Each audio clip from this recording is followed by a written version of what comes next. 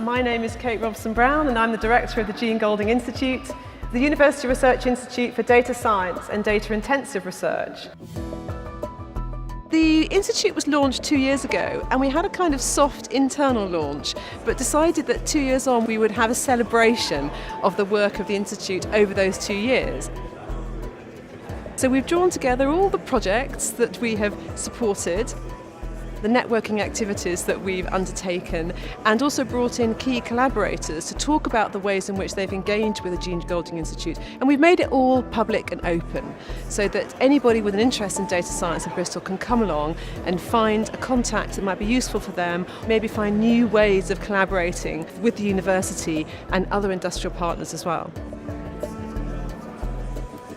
We've got 30 stalls that demonstrate some of the projects that we've supported, manned by everybody from PhD students all the way up to senior professors throughout the day. We've had talks from, for example, partners like the Office of National Statistics, industrial partners like BACS, as well as quite small-scale networking projects. Once you give them a technique that's going to be hands-free, many people will jump onto it.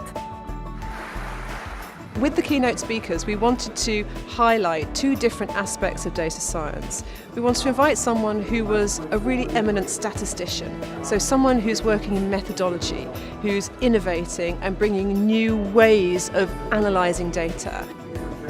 This talk is about supervised learning, which are techniques for building models from data and to predict an outcome using a collection of input features. It's a blossoming field. As our computing facilities get ever stronger, we can accommodate much more ambitious models and with larger amounts of data. And so the results are just getting better and better. In the evening, what we've done instead is invite somebody that's at the kind of the coalface of the applications end. And he's coming to talk about how his team of software developers, computer engineers, data scientists, statisticians work with him to solve problems that are generated by information from the space sector, but interestingly can then be translated into other areas of data science.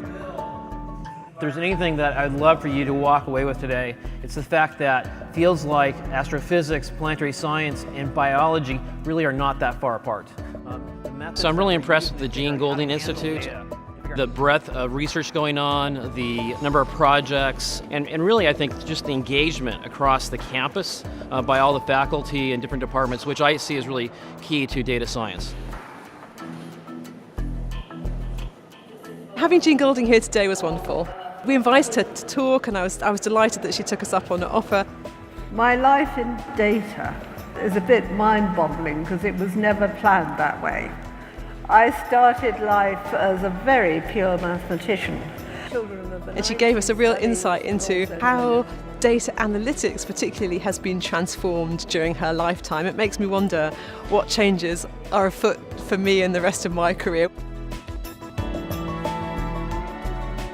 I think it's been a really great both celebration of the work of the Institute, but also it's given us an opportunity to look forward. There are two key things that we're going to do. So the first is focus on information commons, so issues surrounding data sharing, consent, ethics, which are really current in the public perception, I think, and things that need to be addressed. And also develop some international collaborations, twinning with other data institutes, for example. We've got talks going on with colleagues in Kenya and Japan, and maybe holding this kind of event in collaboration with them with a virtual presence from those partners.